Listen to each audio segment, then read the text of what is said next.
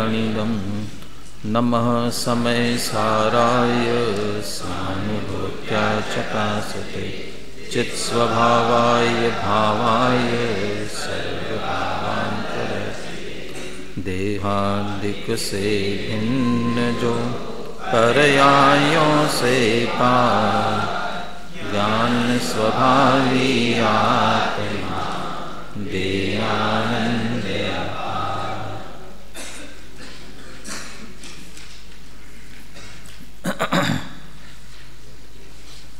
समय सार परमागम की 17वीं 18वीं गाथा।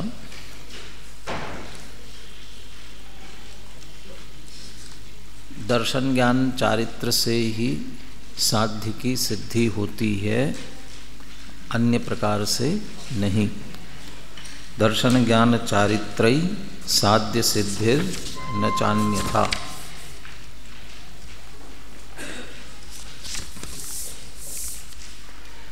किस प्रकार से दर्शन ज्ञान चारित्र से ही साध्य की सिद्धि होती है, इसे कुंद कुंद आचार्य स्वयं गाथा में उदाहरण सहित बात कर रहे हैं। पाठ करते हैं अपन दोनों गाथाओं का पद्यानुवाद के साथ में। बोलिए।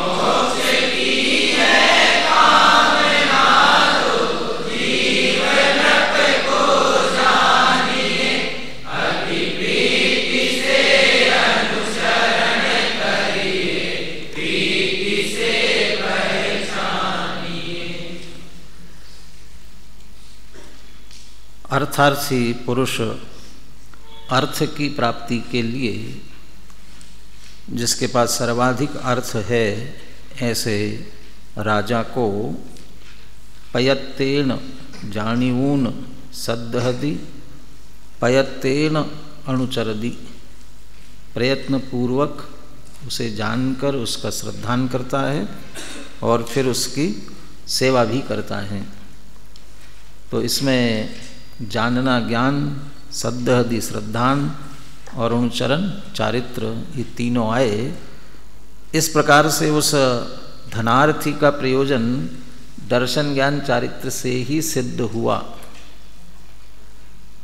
यदि उसे पता नहीं हो राजा कौन है, पैसा कहाँ से मिल सकता है, और कदाचित पता भी चले लेकिन उनकी वह सेवा नहीं करे, तो उसे धन मिलने वाला नहीं है।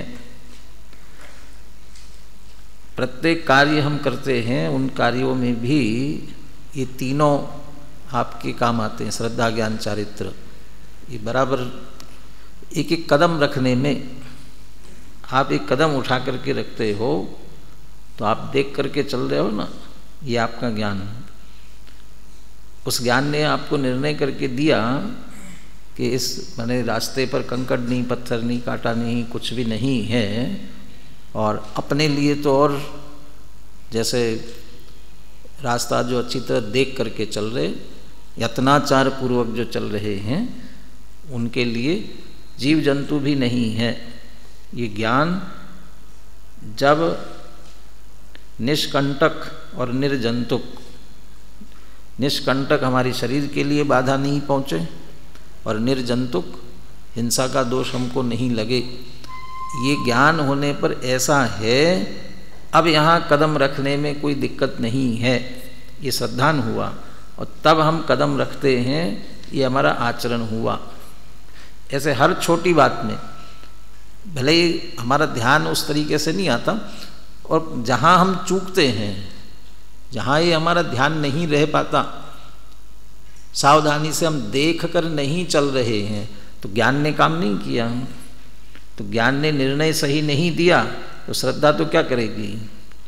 और इधर श्रद्धान ये चल रहा हो, जल्दी जाना है वहाँ पर, चलो जल्दी दौड़ करके, अब वो देख नहीं रहे हो, दौड़ के जाना है, तो श्रद्धान तो ये कर रहा है जल्दी पहुँचना है, तो आचरण उसी का अनुसरण करता है। बहुत जरूरी काम है, ये ज्ञान ने निर्णय किया, श्रद्धान उसका अनुसरण करते हुए वो दौड़ करके जाते हो तो देखते नहीं हो, और गड्ढा हो तो गड्ढे में गिर जाते हो, ठोकर लग जाती है, कांटा हो तो चुभ जाता है। ज्ञान सही नहीं किया, इस वजह से जहाँ अच्छी तरह से जानकर और जो जाना वो सही है ऐसा श्रद्धान करते हुए यदि अनुसरण किया जाए तो उसमें धोखा होने की संभावना नहीं होती है। तो ये लौकिक कार्य भी हम वास्तव में इसी क्रम से करते हैं। तो अलौकिक कार्य अंतरंग का, मोक्ष मार्ग का, वह कार्य भी श्रद्धा ज्ञान चारित्र से ही संपन्न होता है।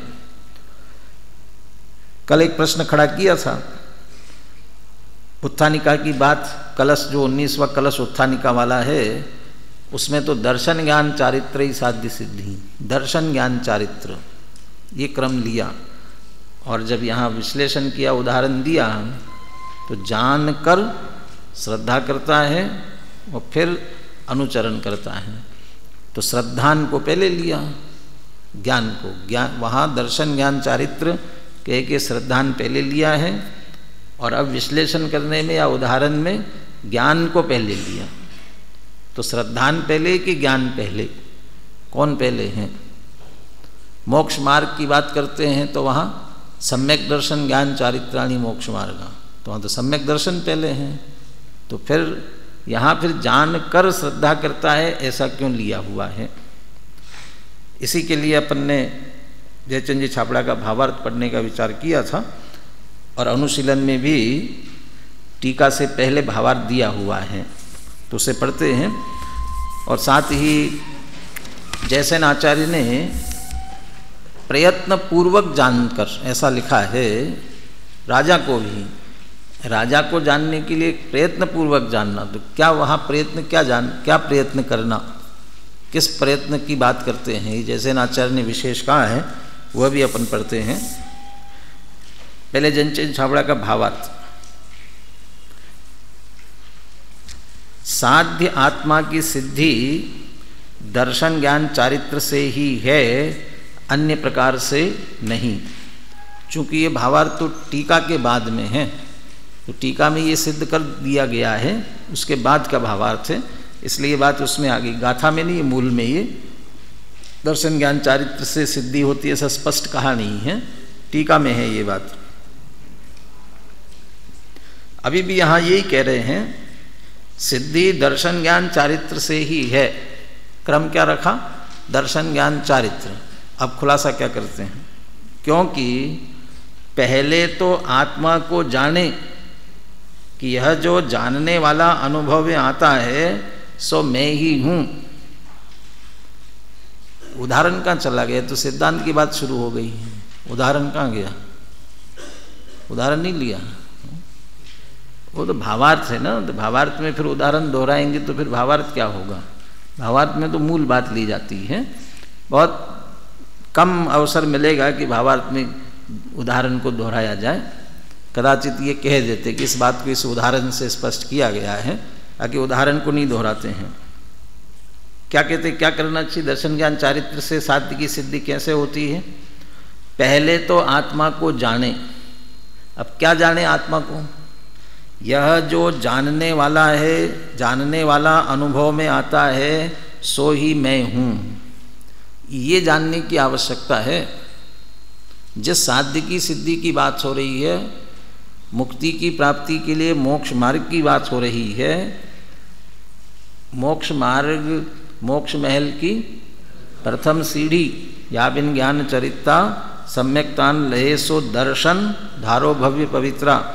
वो जो प्रथम सीढ़ी सम्यक दर्शन, वो प्राप्त करना है, उसके लिए क्या करना? आत्मा को जानना। तो आत्मा को जानना ठीक है ना, यही तो है ये जो एक इंद्री दो इंद्री ये आत्मा है। अभी मनुष्य हूँ मैं, यही तो आत्मा है ना। ये जो राग द्वेष करता है यही तो आत्मा है। ऐसे आत्मा के श्रद्धान से तो मिथ्या दर्शन होता है। देह जीव को एक गिने बहिरात्म तत्व मुदा है। वो तो शरीर और आत्मा को एक करने वाला तो बहिरात्मा है, मिथ्या दृष्टि है, देह रूप मानने वाला, जो अपने शरीर के आधार से मैं सुंदर हूँ, मैं कुरूप हूँ, ये तो जीव तत्व की भूल है। तन उपजत अपनी उपज जान तन नशत आपको नाशमान, ये तो भूल है। तो ये इसको मानना, ये सम्यक दर्शन कैसे होगा? तो फिर क्या मानना? चेतन को है उपयोग रूप बिन मूरत चिन्ह मूरत अणुप। वो वहाँ भले ही लगता है कि ये छह डाला की बात है, और छह डाला की बात तो ऐसा लगता है तो छह डाला है, वो भी समय सार की बात है। माने समय सार में आएगी तभी हम गंभीरता से बात करेंगे। ये अध्यात्म है, ये दृष्टि के विषय की बात है। और छह डाला में होगी तो वो छह डाला की है। छह डाला भी सब उन्हीं शास्त्रों का सार लेकर के लिखी हुई है, इसलिए वो मूल बात है। तो चैतन्य रूप आत्मा को जानना जरूरी है। क्या क्या जानना? आत्मा को ही जानना, लेकिन कैसा? जो जानने वाला अनुभव में आता है सो मैं ही हूँ। ये और टीका में और बहुत अच्छी तरह से लेंगे इसे। ये निर्णय करना जरूरी है। ज्ञान दर्शन स्वरूपी, इसके अतिरिक्त और कुछ नहीं है।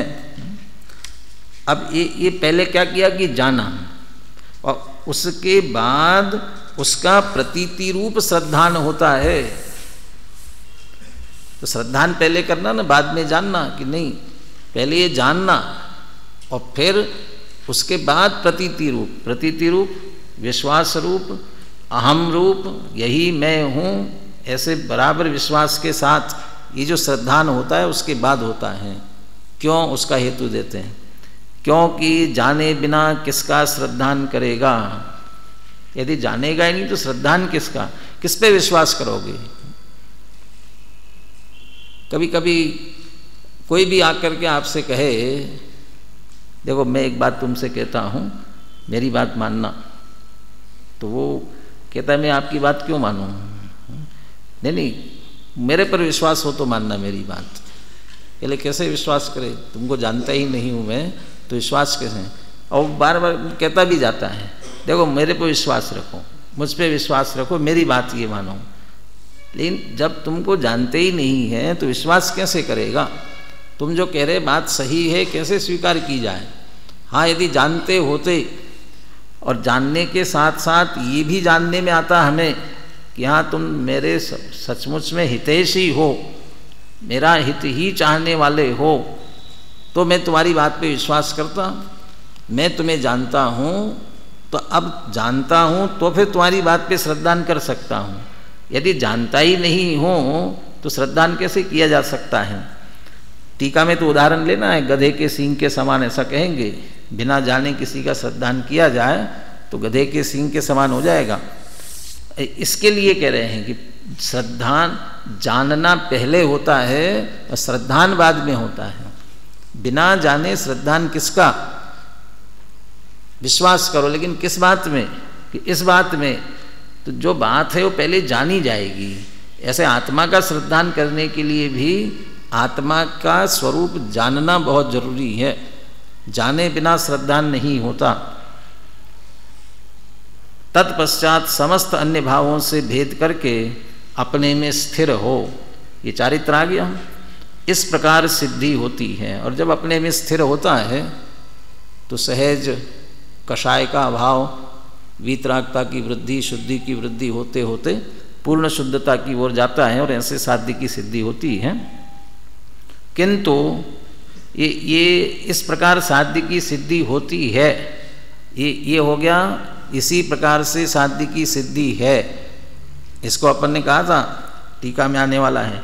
तथोपत्ति, ये अन्वय हो गया।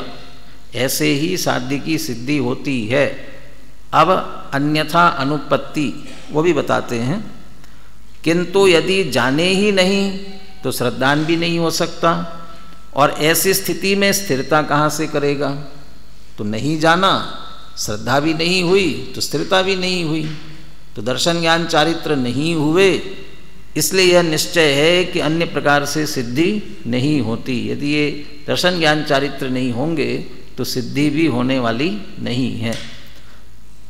अब वो बात, प्रश्न का उत्तर मिला कि नहीं, यहाँ ज्ञान को पहले क्यों लिया?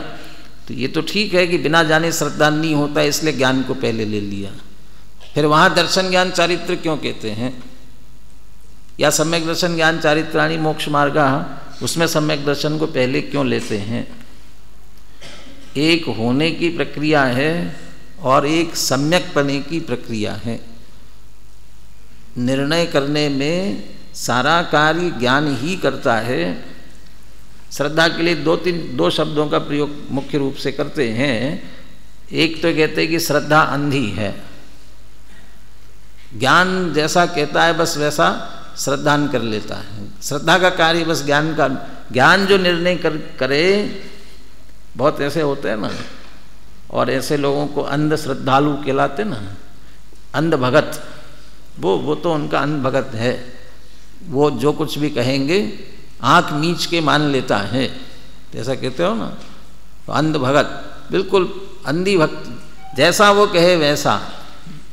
श्रद्धा भी ऐसी ही है, वो सोचने करने काम उसका स्वरूप ही नहीं है ना, उसका काम ही नहीं है सोचना, समझना, निर्णय करना। ये जो दर्शन है ना, दर्शन ये दो अर्थों में आता है। एक दर्शनोपयोग, ज्ञानोपयोग, दर्शनोपयोग, वो दर्शनोपयोग, और दूसरा ये श्रद्धा के अर्थ में सम्यक दर्शन, मिथ्या दर्शन। दोनों जगह ही वो निर्णयात्मक नहीं है। वो जो दर्शनोपयोग में दर्शन है वो भी निर्विकल्प है, उसका काम भी निर्णय करना नहीं है। वो सामान्य निराकार इस रूप में जानने वाला है, सामान्य जानना, सतमात्र जानना। और वो श्रद्धा है वो भी निर्णय नहीं करती, ज्ञान ने जो निर्णय किया है वह उसे मान लेती है, उसमें अहम स्थापित करना, ये उसका कार्य है। इसीलिए कहते श्रद्धा क्या, मैंने मौन, चुप्पा है, मैंने वो चुप रहता है। यदि सम्यक दृष्टि जीव क्या श्रद्धान करता है, क्या मानता है, ये पूछा जाएगा ना, तो उत्तर श्रद्धा नहीं देती है। उत्तर कौन देता है? ज्ञान देता है। चौथे अधिकार में जब सातों तत्वों की अन्यथापने की बात आई ना, प्रयोजनभूत अप्रयोजनभूत तत्व, फिर प्रयोजनभूत तत्वों में कैसे विपरीतता करते हैं, उसकी जहाँ चर्चा आई, उसमें टोडरमल जी ने वहाँ लिखा हुआ है, ये चर्चा तो है मान्यता की, श्रद्धा की, लेकिन ये पूरा ज्ञान की ओर से इसका कथन करते हैं। विश्लेषण जो कर रहे हैं वो ज्ञान की मुख्यता से करते हैं। वहाँ यही लिखा, जानेगा तो श्रद्धा करता है, इसलिए जैसा जानता है वैसा मानता है। इसलिए ज्ञान मुखेन श्रद्धा का कथन है, श्रद्धान का, इन ज्ञान की ओर से। वो श्रद्धान बोलता नहीं है, चुप रहता है, उसका उत्तर देने का कार्य नहीं है। तो होने की प्रक्रिया में मुखर होकर के सामने ज्ञान ही आएगा, सब कुछ ज्ञान करेगा, वस्तु स्वरूप का निर्णय, भेद विज्ञान, और भेद विज्ञान के बाद इसमें से मैं कौन, अहम कौन हूँ मैं, ये सारा निर्णय ज्ञान करेगा। और ज्ञान ने जैसे ही यथार्थ निर्णय किया तो वैसे ही श्रद्धा उसमें हम स्थापित कर लेती हैं। तो जानने के बाद, इतना सब होने के बाद भी जब तक वह श्रद्धा सम्यक नहीं होती है तब तक ज्ञान को भी सम्यक नहीं कहा जाता। तो ज्ञान और चारित्र इनका सम्यकपना श्रद्धान सम्यक होने पर ही होता है, इसलिए वहाँ सम्यक दर्शन को पहले लेते हैं। सम्यक साथे ज्ञान होए पे भिन्न अराधो, लक्षण श्रद्धा जान दो में भेद अवादो। और कौन कारण है, कौन कारज? फिर से अगले क्या? सम्यक कारण ज्ञान कारज है सोई, ज्ञान कारज है सोई, उसके पहले क्या कहा? कारण कौन कहा? सम्यक कारण, ज्ञान कारज है सोई, और लक्षण श्रद्धा जान दूँ क्या है? युगपद होते हूँ प्रकाश दीपक ते होई। तो सम्यक माने सम्यक दर्शन, श्रद्धान वहाँ पर कारण है और ज्ञान को कार्य लिया, और होने की प्रक्रिया में ज्ञान कारण है और सम्यक दर्शन कार्य है। सम्यक रूप होने की प्रक्रिया में ज्ञान कारण है, माने सारा निर्णय ज्ञान कर रहा है, इसलिए कारण ज्ञान। 144वीं गाथा, सबसे पहले क्या करना? प्रथम तो श्रुत ज्ञान के अवलंबन से ज्ञान स्वभावी आत्मा का निर्णय करके, और फिर मति ज्ञान, फिर श्रुत ज्ञान, इनको सबको आत्मसन्मुख करना। फिर ये माने वो प्रक्रिया में ज्ञान की सारी प्रक्रिया घटित करते हैं, और ये चलता है तो उसमें सम्यक निर्णय होते ही श्रद्धा उसमें हम स्थापित करती है और सम्यक दर्शन हो जाता है।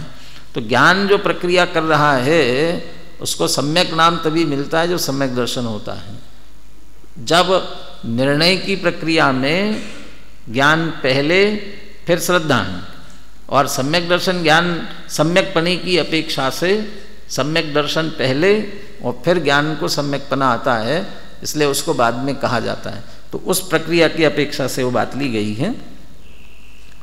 दूसरी बात जो प्रयत्न कहा गया, प्रयत्न पूर्वक, राजा को कहते वहाँ भी प्रयत्न पूर्वक उदाहरण में कहा, तो सिद्धांत भी आत्मा को भी प्रयत्न पूर्वक।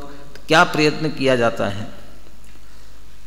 आचार्य जैसे ने इस गाथा की टीका लिखते समय इस बात पर विशेष बल देते हैं कि जिस प्रकार धनार्थी छत्र चमर आदि राज्य चिन्हों से राजा को जानकर श्रद्धा करता है और सेवा करता है, निर्णय करते समय क्या ध्यान रखेगा?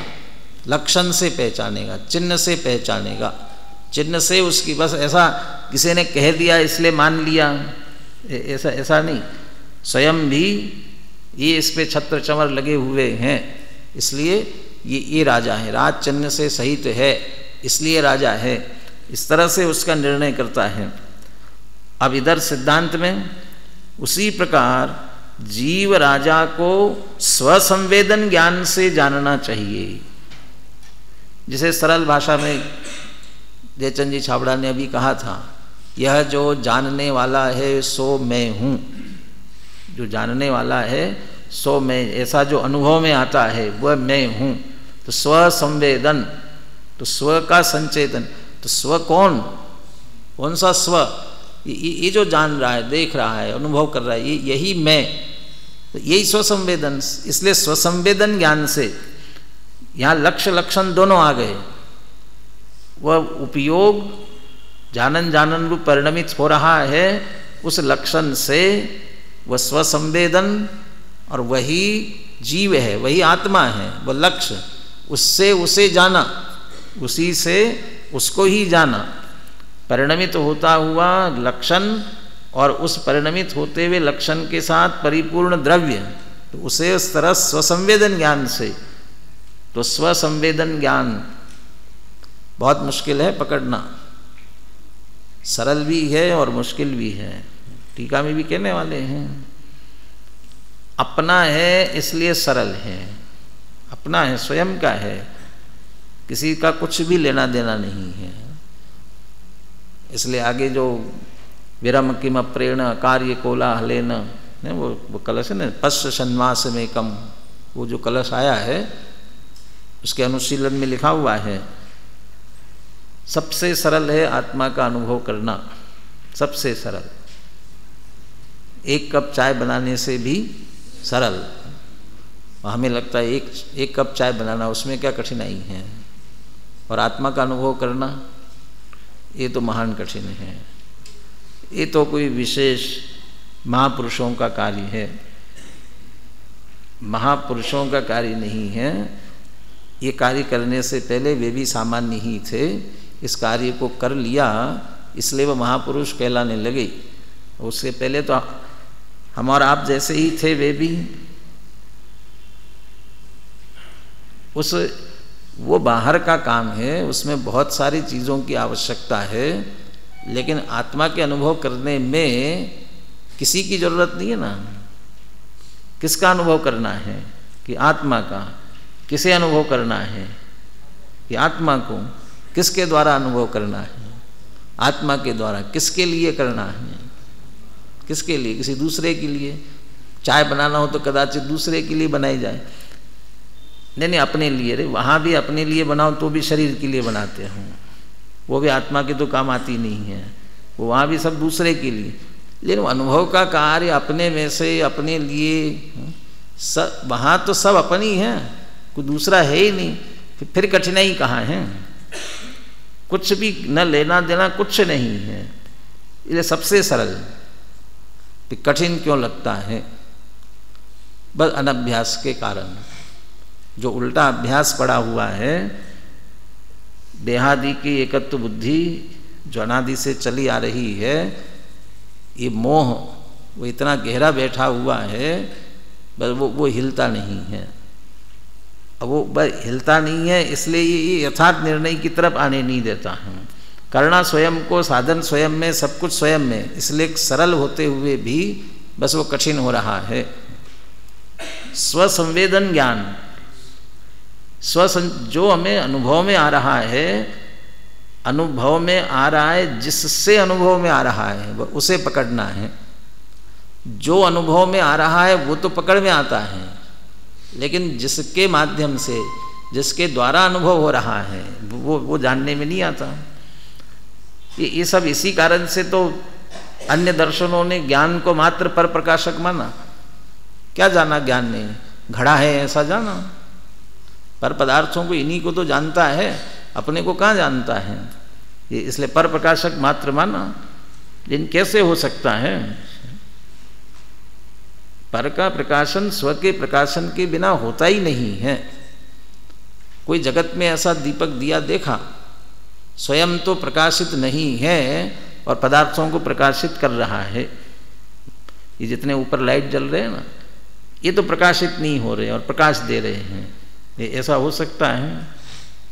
स्वयं प्रकाशित पहले होता है, वो तो पहले पीछे तो कहने में आएगा, लेकिन वो स्वयं प्रकाशित है तब दूसरे प्रकाशित हो रहे उसके प्रकाश में। जो देहादिक पर पदार्थ ये सब जानने में आ रहे हैं, राग द्वेष इनका संचेतन हो रहा है, ये सारा जानना संचेतन जिसको हो रहा है, जिसके द्वारा हो रहा है, वो है कि नहीं है? इन सबका निर्णय, इन सबका अनुभवन, इस सबका संचेतन तो चल रहा है। देह का चल रहा है, देह के सुख दुख का चल रहा है।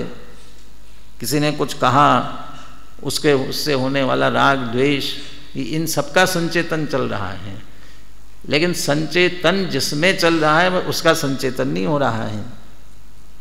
वह सब आगे की बातें पहले होने लग गई। अनुभूति स्वरूप भगवान आत्मा प्रति समय अनुभव में आ रहा है, ये बराबर चल रहा है संचेतन। पकड़ना कठिन क्यों? बहिर्लक्षीपना है इसलिए पकड़ना कठिन है। उस बहिर्लक्षीपने के कारण से पकड़ना कठिन है। वो पहले भी उदाहरण दिया ना, ध्यान लगाओ दर्शन पाओ। चित्र बने हुए रहते ना, अपने मंदिर में रखे होंगे, देखना कहीं। अब वो उसमें आप सामान्य दृष्टि से ऐसे उठा करके देखोगे ना, तो फूल पत्ती ऐसे ही कुछ बना हुआ कुछ नहीं दिखेगा। ऐसा लगेगा नहीं कि इसमें कहाँ भगवान के दर्शन होंगे, भगवान का चित्र भी इसमें है, ऐसा लगता नहीं है। और वहीं एकाग्रता से देखो, वो दिखने लग जाता है, और उसी में से है वहीं, तो दिखता क्यों नहीं है? तो एकाग्रता की जरूरत है। और जब एकाग्रता नहीं करते हैं तो वो जो सामान्य ऊपर दिख रहा है वो दिखाई देता है, और एकाग्रता करते हैं तो वो दिखाई देने। तो वे जो फूल बने हुए थे वे चले गए क्या वहाँ से? वो चले नहीं गए, वे है वहाँ पर। अब आप फिर से स्थूल दृष्टि कर देते हो, उसको देखते देखते फिर अपनी दृष्टि हिल जाती है, तो फिर वो फूल पत्तियाँ दिखाई देने लगती हैं, फिर वो गायब हो जाता है। और फिर एकाग्रता करते तो फिर दिखाई देने लगता है। भाई ये हमारा बहिर्लक्षी वृत्ति के कारण से निरंतर इनका संचेतन हो रहा है, और वो ज्ञान जिसमें सारा संचेतन हो रहा है वो संचेतन में नहीं आ रहा है। अनभ्यास ही कारण है, इसके अलावा और कुछ कारण नहीं है। और इसका अभ्यास हुआ है निरंतर, इसलिए वो सहज हो गया, उसमें हमें कठिनाई नहीं लगती है। राग द्वेष में पर के संचेतन में कठिनाई नहीं लगती, वो अभ्यस्त हो गया। और अपने स्वयं के संचेतन में कठिनाई लगती है, तो वो एकाग्रता की जरूरत है। ये प्रयत्न कह रहे, इसी को प्रयत्न स्वसंवेदन ज्ञान से जानना चाहिए और निर्विकल्प समाधि द्वारा उसका अनुभव करना चाहिए। चारित्र कैसा, बाह्य क्रियाकांड वाला चारित्र नहीं, वो निर्विकल्प समाधि, उसी में स्थिरता, वो प्रयत्न पूर्वक। वह स्थिरता और कठिन है। सम्यक दर्शन होने के बाद भी सम्यक दृष्टि को भी बहुत अल्प काल की स्थिरता होती है और बहुत लंबे काल के बाद स्थिरता होती है। पंचम गुणस्थान में जाता है तब थोड़ी बढ़ती है, छठे सातवें गुणस्थान में जाने पर फिर हर अंतर मुहूर्त में स्थिरता होने लगती है। तो ये इतना आसान काम नहीं है, इसलिए निर्विकल्प समाधि द्वारा वो स्थिरता करना वो और प्रयत्न वाला कार्य है। शुभाशुभ विकल्प मात्र से कुछ होने वाला नहीं है। ये शुभाशुभ विकल्प मात्र से कुछ, ये सब जैसे नाचार्य ने लिखा हुआ है, तात्पर्य यह है कि वे आत्मानुभूति पर विशेष बल देते हैं। ये वहाँ श्रद्धा ज्ञान चारित्र के संदर्भ में विशेष बात है। अब अपन टीका से प्रारंभ करते हैं, एक आध पैराग्राफ पढ़ते हैं।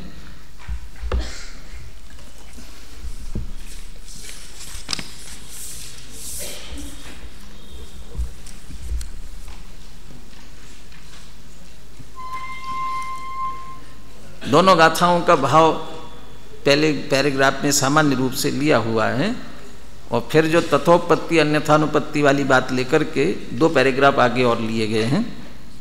यथा ही कश्चिद पुरुषो अर्थार्थी, जैसे कोई अर्थार्थी पुरुष।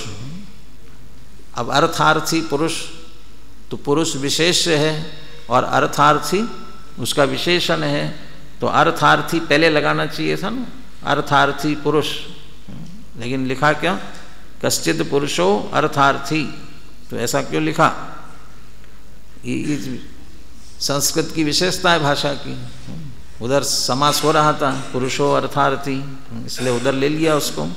तो कश्चिद पुरुषो अर्थार्थी प्रयत्नेन प्रथममेव राजानम जानीते, राजा को सबसे पहले प्रयत्न पूर्वक जानेगा। ततः तमेव श्रद्धते, फिर उसका श्रद्धान करता है, हाँ ये राजा है, इसके पास जाएंगे तो अवश्य धन मिलेगा। ततः तमेव अनुचरति, सिर्फ अकेला मिलेगा ऐसा मानकर बैठने से नहीं मिलेगा, जाना पड़ेगा, अनुनय विनय करना पड़ेगा, वो जो कहता है वैसा अनुसरण करना पड़ेगा, तब मिलेगा। इसलिए तमेव अनुचरति।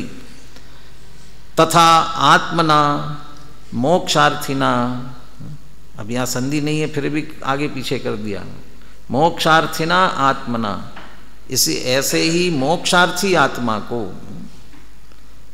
ये सारा कार्य किसको करना है? कौन से आत्मा को? मोक्षार्थी को करना है, अपने को तो करना नहीं है। अपने को क्या करना है? करना है अपने को, करना है। क्यों करना है? इसलिए करना है, मोक्षार्थी है इसलिए, तो कर क्यों नहीं रहे हैं? वो कहने को मोक्षार्थी है, वास्तव में अभी मोक्षार्थी नहीं है। वो सचमुच में उस सुनना समझना प्रीतिपूर्वक ग्रहण करने की दृष्टि से वो तभी होता है। वो सच्चा श्रोतापना कब आएगा? भली होनहार है इसलिए जिसको ऐसा विचार आता है, तो जब भली होनहार होगी, सुलटने का अवसर आएगा, वो तब मोक्षार्थीपना वास्तव में प्रकट होगा। अभी तो सुना सुनाया है, कदाचित भावुकता में है, अभी अंतरंग से जब परिणाम आएंगे तब वास्तव में मोक्षार्थीपना होगा।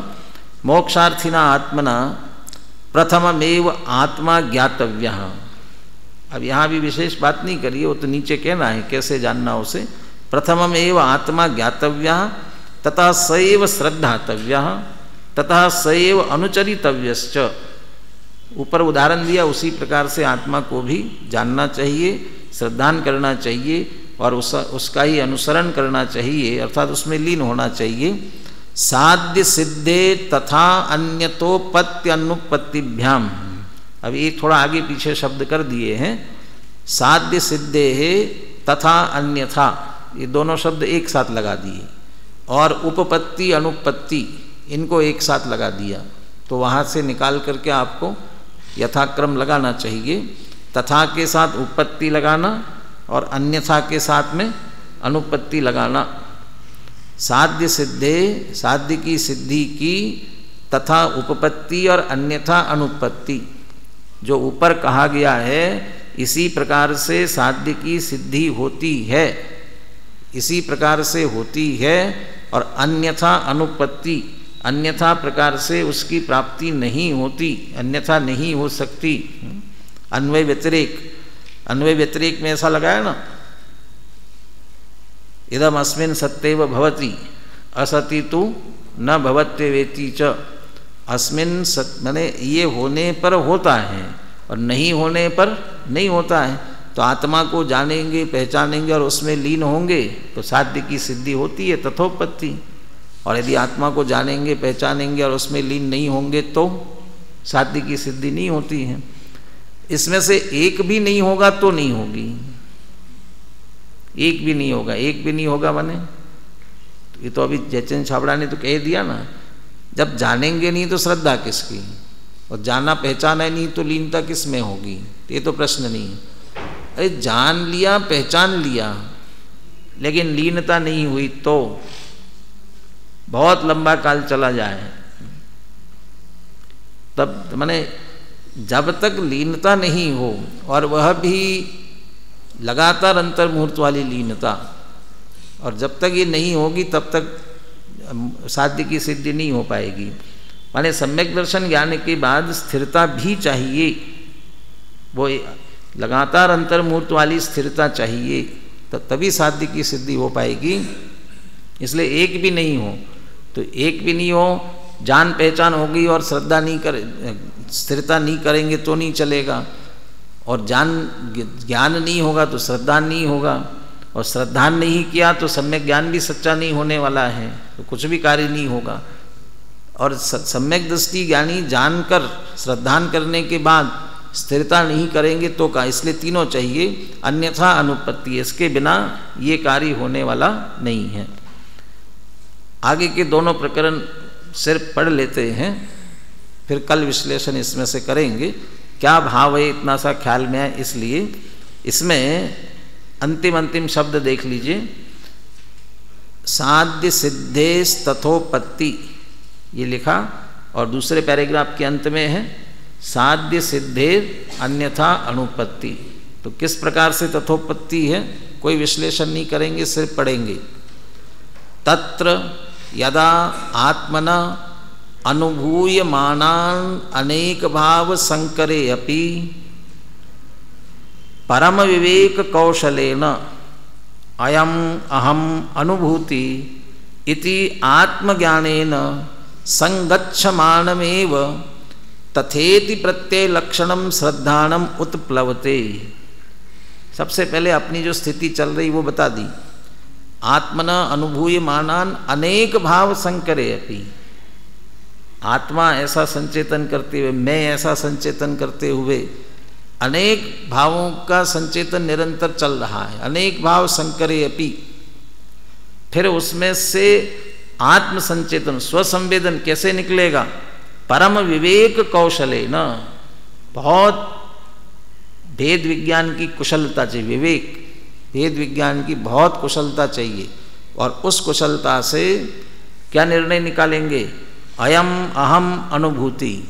बस इसमें जो संचेतन, संवेदन, ज्ञान इस तरह चल रहा है, वह अहम, ये मैं हूँ, ऐसा आत्मज्ञानेन संगच्छमानम, ऐसे आत्मज्ञान उदित होता हुआ, प्रकट होता हुआ, एक ज्ञान हुआ पहले, फिर तथेति प्रत्यय लक्षणम श्रद्धानम उत्प्लवते, ये जो संचेतन चल रहा है जानने में आया, फिर यही मैं हूँ ऐसा जो तथेति प्रत्यय यही है ऐसे लक्षण वाला जो श्रद्धान है वह प्रकट होता है। तदा समस्त भावांतर विवेकेन निशंकम अवस्थातुम शक्यत्वात्, जब ऐसा श्रद्धान यही मैं हूँ ऐसा हुआ है तो फिर वहाँ निशंक स्थिर हो सकता है।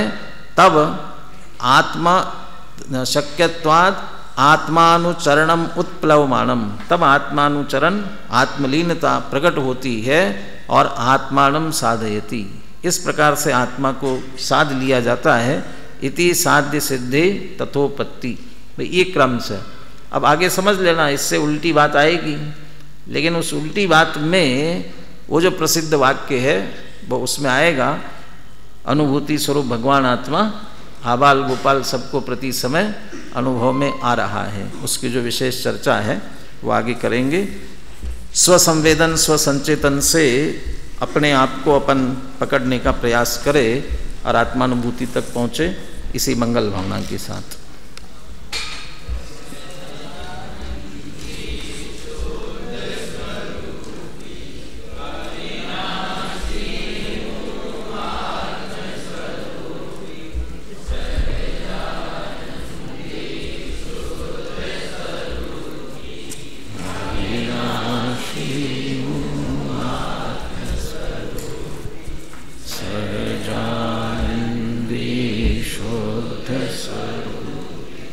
अविनाशी